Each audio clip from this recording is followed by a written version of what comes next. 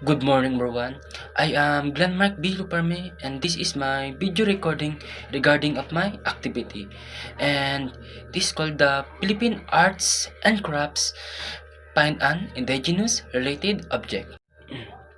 And this is my Philippine indigenous object that I choose, which is called the Filipino Bawisak earrings. And question number one is the what Philippine indigenous group the object belong. The Filipino Bawisak earrings belong to the traditional Ifugao tribe in the northern part of Luzon, Philippines. And the question number two is, what is the purpose it created? These earrings were created for the decorative purposes.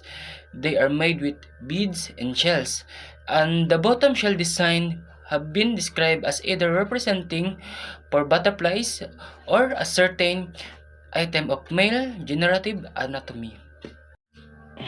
And the question number three is the what is the significance of the object to the owner? The significance of the object to the owner, which is the Bawisak earrings, lies in their cultural and traditional value. They are worn as a symbol of identity and pride in the Ipugao's tribe's heritage and craftsmanship. And lastly, the question number 4.